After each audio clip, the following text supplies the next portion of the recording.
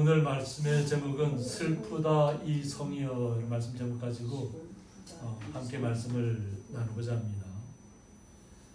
이스라엘 민족이 가장 뼈아픈 나라가 무너지는, 나라가 사라지는 아픔을 겪게 되는 시간들이 있습니다.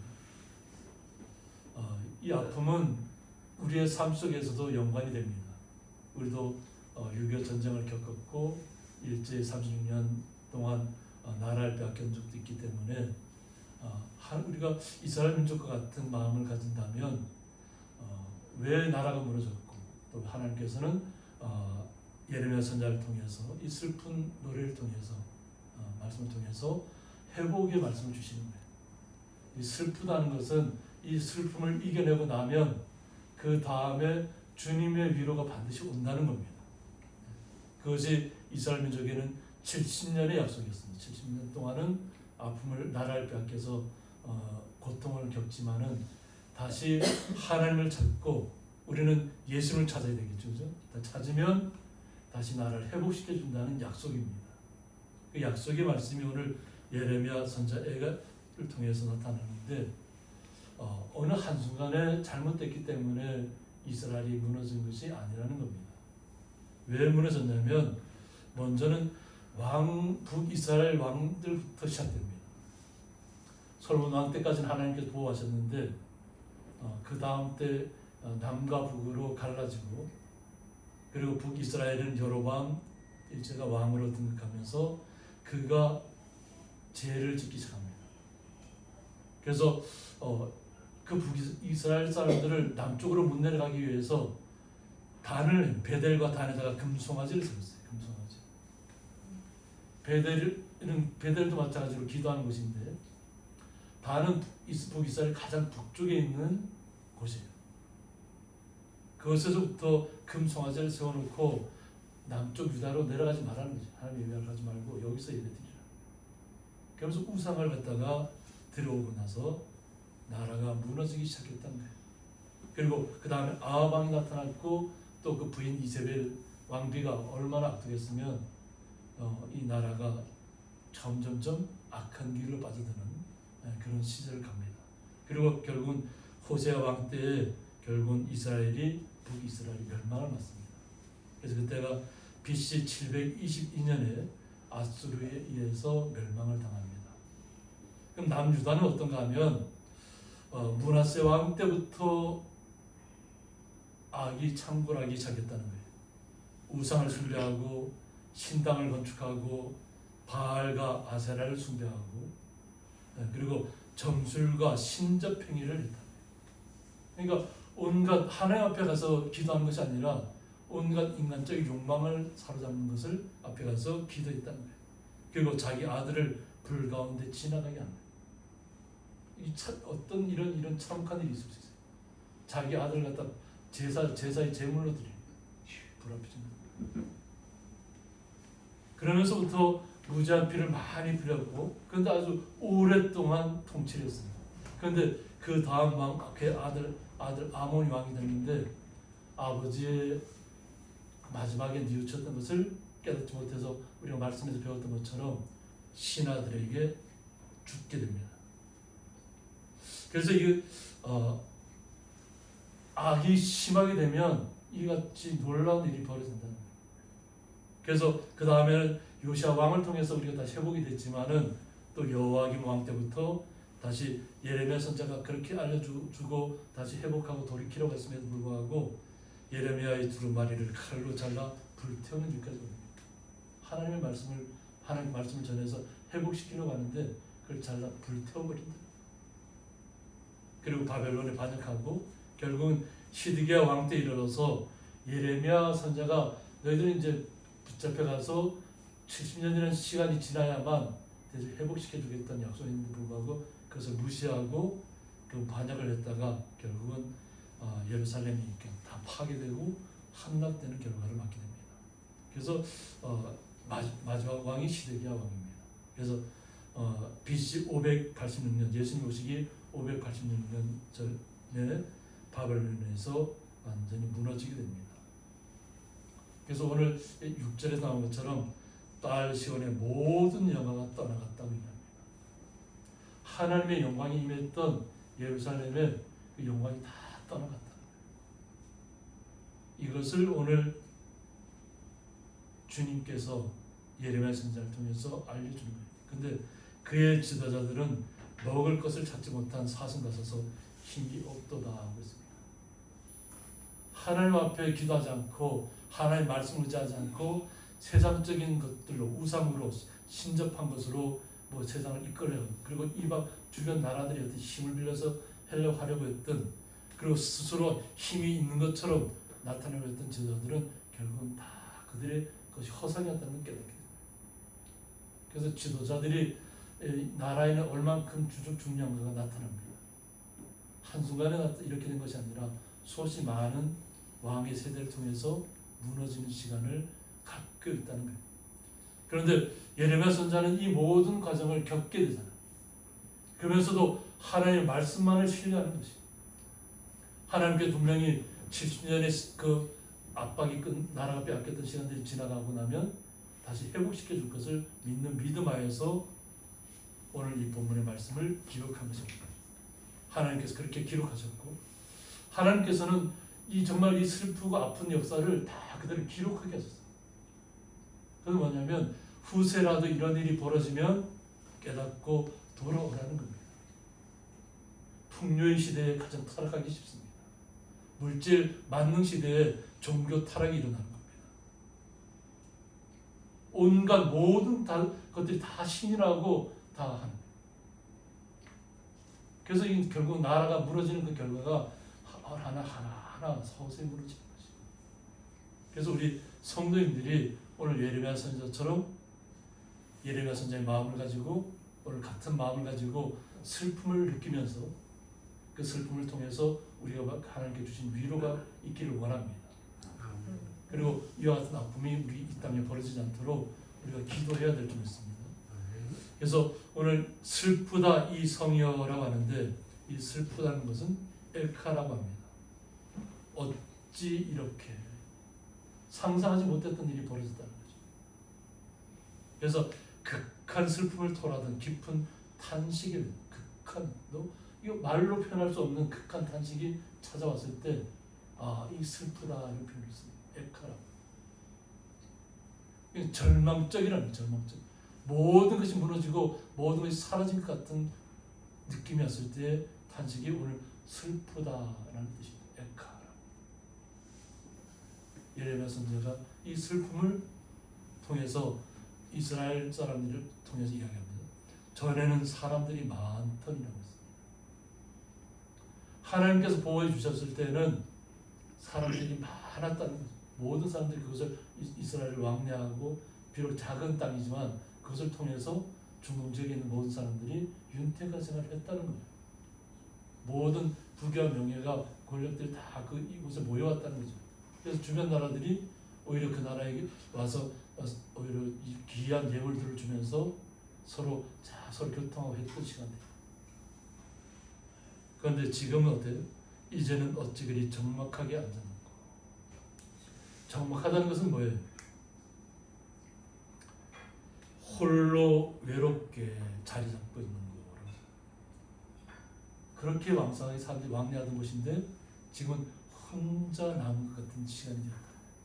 주변에 아무도 없는, 그냥 다 사라지고 없는 그런 상황을 표현하는 것입니다.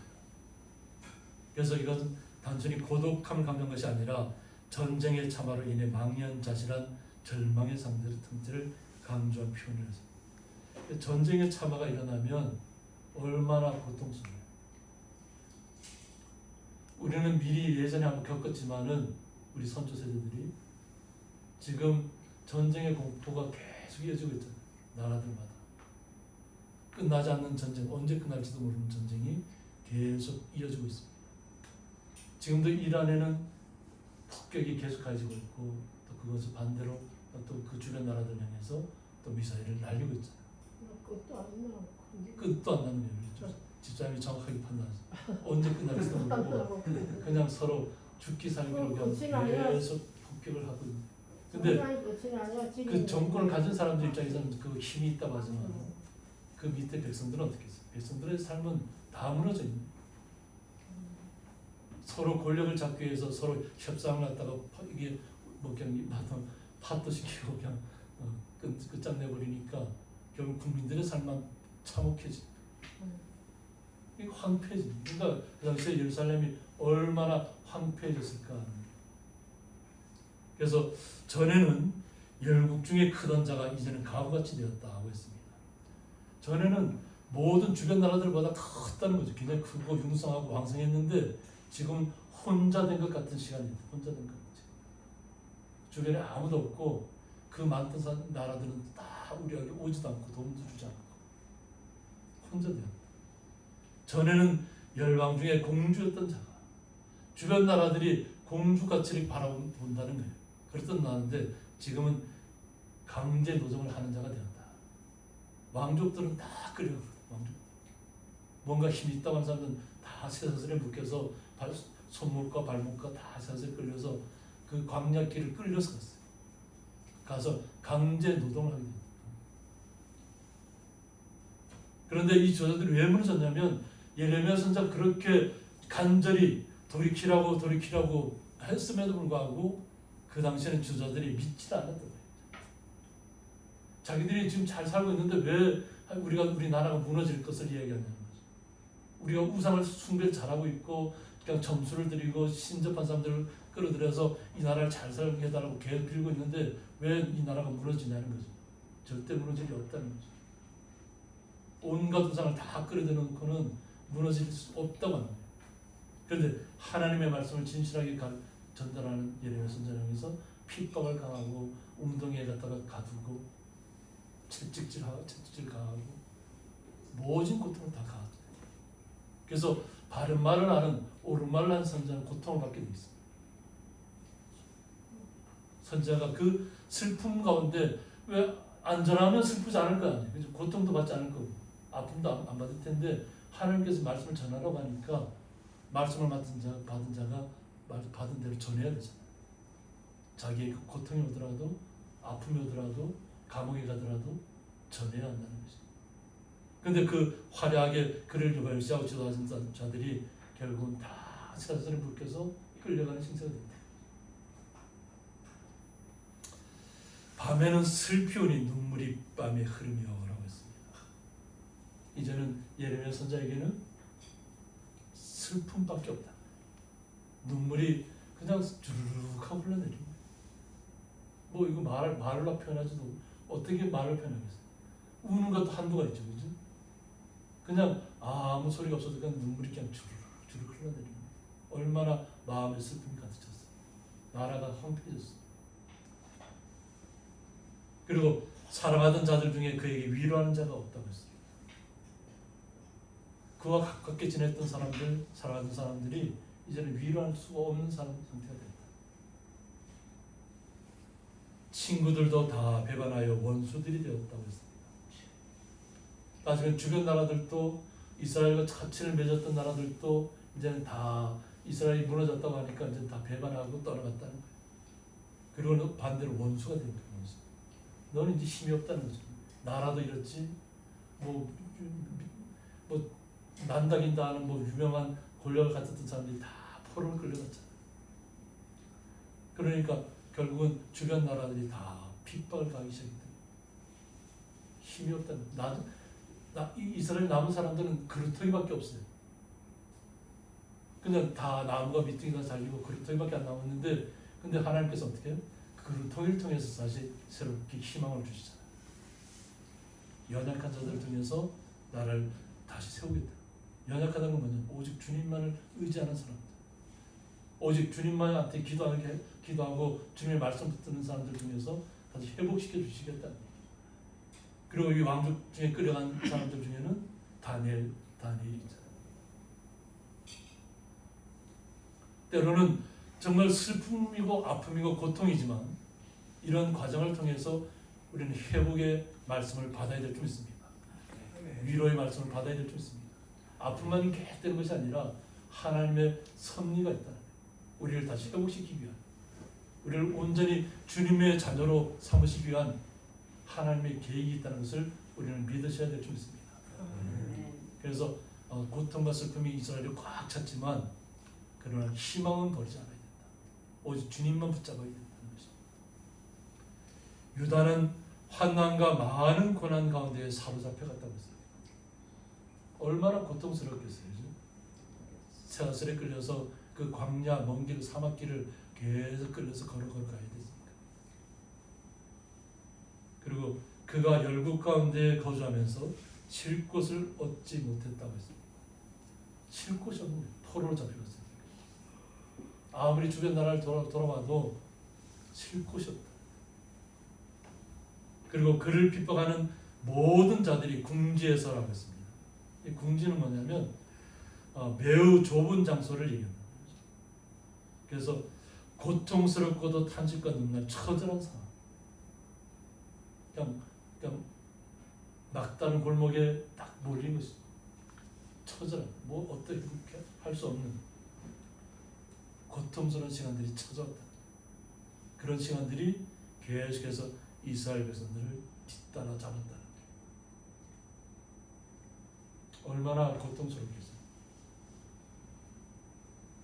우리나라도 일제 압박에 36년 동안 겪었던 우리 민족들이 생각하면 그 선조들의 아픔을 얼마나 겪었겠어요. 나중에는 우리나라 말을 사용하지 못하게 하려고 일본 말을 배우겠잖아요. 한국말을 못 쓰겠죠. 그래서 나라를 뺏기면 자기 이 나라 언어조차도 제대로 사용할 수가 없는 거예요. 그런데도 이 땅에는 믿는 사람들이 있었다는 거죠. 그래서 기도했고 결국 3.1운동을 통했고 또 주변 나라들이 통해서 결국 강복을 맞았잖아요. 이 나라가 지금 세계에서 경제 강대국으로 번쩍 설 수 있었던 이유는 뭐냐면 하나님이 보호하셨기 때문에 믿음의 사람들이 있었기 때문에 우리 집사님, 본사님들이 그 자리에 먼저 앞장서서 있던 분들이에요. 우리는 막다른 골목에 몰렸다고 해서 그냥 주저앉아 있어서는 안 될 줄 믿습니다. 하나님 회복하실 것을 기대하셔야 될 줄 믿습니다. 오직 주님만이 우리를 다시 회복시킬 수 믿으셔야 됩니다. 오직 주님의 영광만이 드러나는 자리가 될 수 있다. 우리 성도님 한 분이 어떻다고요? 교회라고 했죠.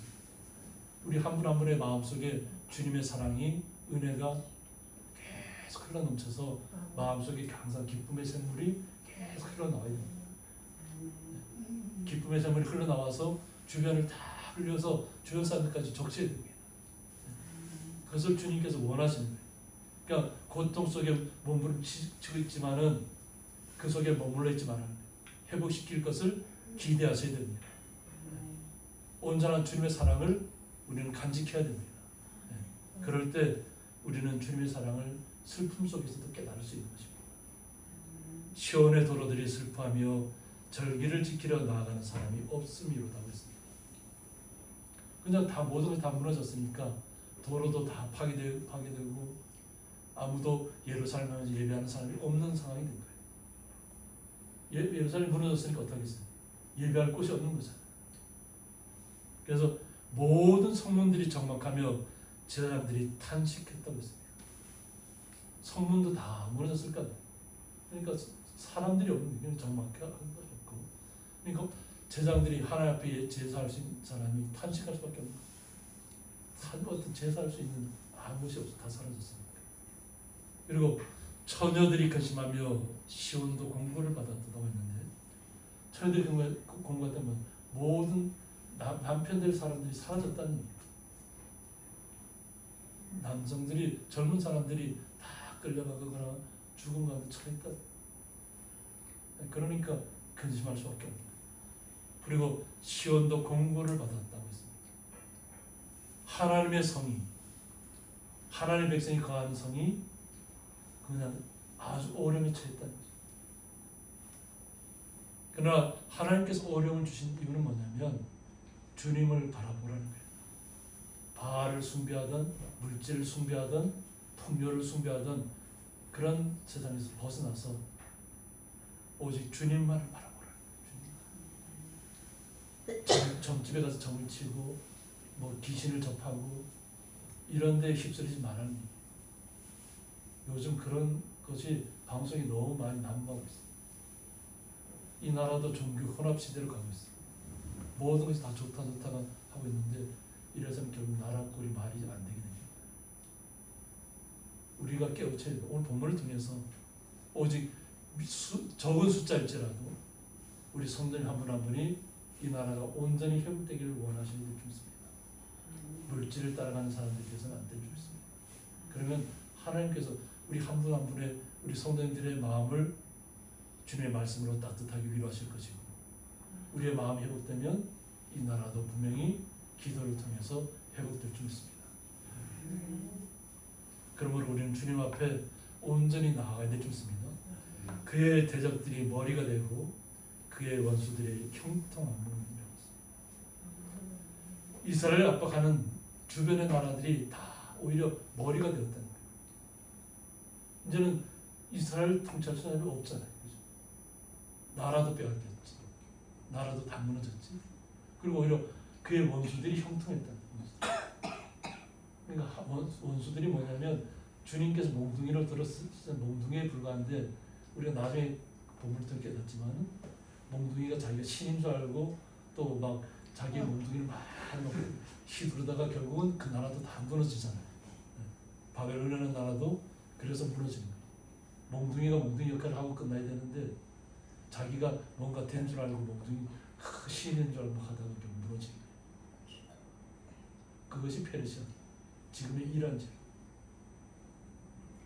그래서 우리는 뭔가 나라가 한껏 이렇게 좀 올라갔다 생각할 때 그것이 계속 영원토록 그렇게 된다고 생각하시면 오산이에요. 하나님을 신뢰할 때는 하나님께서 지키실 때는 그 나라가 보호받지만 하나님을 떠나고 오히려 자신이 신이 되면 그 나라는 반드시 멸망합니다. 아무리 강대한 대국이라 할지라도 그것이 역사의 기록입니다. 그런데 그들이 왜 무너졌냐면 그의 죄가 많았다고. 이건 죄 때문이라는 거예요. 죄는 뭐라고요? 하나님을 떠나는 것이. 하나님을 나의 구주로 모시지 않는 거예요. 우리 예수님을 나의 구주로 모시지 않는 거죠. 그것이 죄입니다. 죄가 다른 게 죄가 아니라. 여호와께서 그를 곤고하게 하셨다. 곤고하게. 그냥 홀로 된 것 같이 막다른 골목에 몰린 것처럼 홀로 두게 된 것처럼 적막하게 만들었다. 그리고 어린 자녀들이 대적에게 사로잡혔다고 했습니다. 그들의 자녀들조차도 그들의 잘못 때문에 대적에게 원수들에게 잡혀간 것입니다. 그래서 이 예루살렘이 무너지는 그 계기가 왕에서부터 지도자 때부터 시작합니다. 그리고 그에 따라갔던 추종했던 사람들, 우상을 숭배했던 사람들, 종교 혼합주의에 빠진 사람들, 이런 사람들 때문에 결국 나라가 무너지는 결과를 맺는다는 거예요. 그래서 딸 시온의 모든 영광이 떠나갔다고 했습니다. 그리고 그의 모든 지도자들이라고 했는데 이 지도자는 유다의 마지막 왕인 시드기야와 그의 어리석은 부하들을 또 지칭하기도 합니다. 결국 그 선조 때 왕 때부터 계속 악이 쌓아져 왔지만 결국 마지막에 하나님의 뜻을 따르지 않고 하나님의 대적해서 싸우려고 했던 지도자들 때문에 결국 나라가 무너지게 되었다는 것입니다. 그래서 우리는 지도자들이 바로 서야 될 줄 믿습니다. 이스라엘 민족도 제자들이 바로 서지 않았기 때문에 나라가 무너졌고 이 나라도 마찬가지입니다. 우리나라도 지도자들이 바로 서서 하나님의 손에 붙들려서 참되게 주님을 찾고 기도하는 지도자들이 필요합니다. 그것을 위해서 우리 성도님들이 기도하셔야 될 줄 믿습니다. 그 기도가 하나님의 뜻에 마음에 울릴 수 있도록 우리는 기도해야겠죠. 그러면 그들 지도자들은 어떤 형태로 떨어졌냐면 꼴을 찾지 못한 사슴들처럼 뒷쫓는 자 앞에서 힘없이 달아났다고 했습니다. 권력을 갖고 있을 때는 그 권력을 통해서 자기들이 모든 것을 다 나타낼 수 있을 것 같았는데 모든 나라가 무너지고 다 사라졌을 때는 자기가 언제 지도자인지를 모르는 거예요. 지도자라는 사람들이 위기가 닥쳐왔을 때 알 수 있습니다. 진정한 지도자는 위기가 닥쳐왔을 때 주님을 의지하고 일어서는 사람이 진정한 지도자입니다. 그러나 거짓된 지도자들은 주변의 사람들의 말만 믿고 그냥 자신이 어떤 잘못을 저지르고 있는지 모르고 판단을 잘못하고 나라를 잘못된 길로 이끌어가는 지도자들은 거짓된 지도자들. 나중에 가면 꼴을 못 찾지 못한 사슴처럼 힘없이 달아나는 그런 지도자들이 이 땅의 지도자들이 나타나서는 안 될 줄 믿습니다. 그래서 우리가 편하게 살기 위해서는 지도자가 바로 서야 됩니다. 그래서 우리가 기도의 힘이 필요합니다. 우리 성도님들의 한 분 한 분의 기도가 그래서 소중한 것입니다. 그러나 하나님께서는 이 여러 왕들, 이스라엘 왕들과 남쪽 이스라엘의 악한 왕들 때문에 결국 나라가 무너지는 계기를 맞게 됐지만 그래도 한 사람 한 사람 하나님 앞에 기도하는 사람들이 있었기 때문에 하나님을 찾는 그 기도가 있었기 때문에 이스라엘 민족이 회복된 것입니다. 바벨론에 끌려가서도 바벨론 가까이에서 나는 우상들을 향해서는 악기를 키지 않겠다. 우상들에서 나는 주님의 노래를 부르지 않겠다고 했던 사람들이 이스라엘 민족들이에요. 그러면서 그 강가에서 불을 피우고 그 다 남은 죄를 뒤집어 쓰고 하나님 앞에 회개하고 하나님께 기도했던 사람들이 바벨론에 끌려갔던 후손들이에요. 그의 자손들이에요. 끌려가서도 하나님을 향해서 다시는 저희들이 우상 숭배하는 죄를 범하지 않겠습니다. 거짓된 주술에 끌려다니지 않겠습니다. 오직 주님만을 찬양하겠습니다 하는 의미 때문에 그들이 죄를 뒤집어 쓰라고도 찬양하지 않았던 사람들이 이스라엘 민족들이었기 때문에 하나님께서 그들을 한 사람 한 사람의 기도를 보시고 그들을 회복의 길로 이끄십니다. 그래서 70년이 참여에는 그들이 다시 회복된 이스라엘을 맞이할 수 있었던 겁니다. 그래서 오늘 예레미야 선지자를 통해서 3장 22절에 뭐라고 하냐면 여호와의 인자와 긍휼이 무궁하심으로 우리가 진멸되지 아니하리라고 했습니다. 여호와의 인자와 긍휼이 무궁하시다는 끝없다는 비록 우리가 지금 현재는 어렵고 힘들고 거칠고 정말 아무것도 없는 같은 상황 속에 처해 있지만 주님만을 바라봤기 때문에 주님만을 찬양했기 때문에 주님만을 말씀 붙잡고 기도했기 때문에 주님께서 진멸시키지 않았다는 거예요. 영원토록 우리에게 주님의 인자와 긍휼이 우리에게 함께 있다는 거예요. 이스라엘 민족에 있었던 그 긍휼이 인자와 긍휼이 우리에게도 함께한 점이 있습니다. 그래서 이것들이 아침마다 새롭다고 했습니다. 아침마다 새롭다. 깨어날 때마다 하나님의 인자와 긍휼이 무궁하시다는 것이 깨달아진 거예요. 그러니까 날마다 새로운 마음으로 주님을 찬양할 수 있게 됐다는 거예요. 비록 현재의 상황은 나라를 빼앗기고 어둠 가운데 있고 적막한 가운데 있고 궁지에 몰린 것 같고 막다른 골목이 참 같지만 오직 주님만을 바라봤을 때 마음속에서부터 주님의 은혜가 새롭게 나타날 수 있습니다. 이것이 주님께서 이스라엘 민족에게 베풀었던 은혜고 우리 성도님들에게도 마찬가지로 매일 아침마다 새로워지시길 원합니다. 날마다 깨어나면 하나님 오늘도 주님 은혜와 인자와 긍휼이 너무나도 내 삶에 넘치게 하시니 감사합니다. 아멘. 주님께서 그러면 얼마나 기뻐하실까? 아침마다 깨어나자마자 주님 오늘도 깨어나게 해주셔서 감사합니다.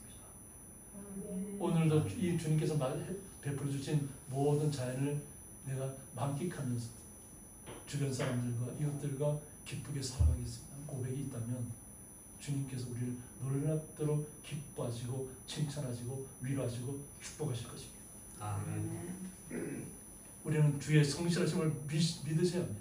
주의 성실하심이 크시도소이다. 우리가 주님의 사랑과 은혜와 그 성실하심은 우리의 생각으로 깨달을 수 없어요. 모든 만물을 우주를 창조하신 분이 우리 한 사람 한 사람에게 기쁨과 은혜와 축복의 시간들을 허락하고 계시는 거예요. 그래서 우리 성도 한 분 한 분이 날마다 기뻐하시고 내가 하나님 앞에 특별히 선택받은 예수님을 나를 믿었기 때문에 예수님께서 나의 주님의 자녀 삼으셨고 주님의 나라를 나에게 주님의 나라가 우리에게 보장을 와 있는 거예요. 우리에게 주님의 나라가 보장되어 있고 우리 이 땅에서 날마다 아침마다 눈 뜨자마자 웃으면서 기뻐하면서 즐거워하면서 축복하시기 원합니다. 아멘. 우리 주변에 있는 모든 사람들에게 축복의 눈길을 흘려보내시기 바랍니다. 아멘. 기쁨의 웃음의 얼굴을 흘려보내시기 바랍니다. 그러면 주님께서 우리를 더욱더 귀하게 사용하실 수 있습니다. 우리가 쓰는 나이는 숫자에 불과합니다. 마음은 어떻게? 마음은 날마다 어떻게? 날마다 새로워지. 나의 모습만 바라보지 마시고 나의 나이만 바라보지 마시고 나의 마음이 날마다 주님과 함께 새로워지고 있는 것을 느끼시기 원합니다. 이 그러한 축복이 우리 성도님들 삶 속에서 날마다 넘치시기를 주님의 이름으로 축복합니다. 아멘. 함께 기도하겠습니다.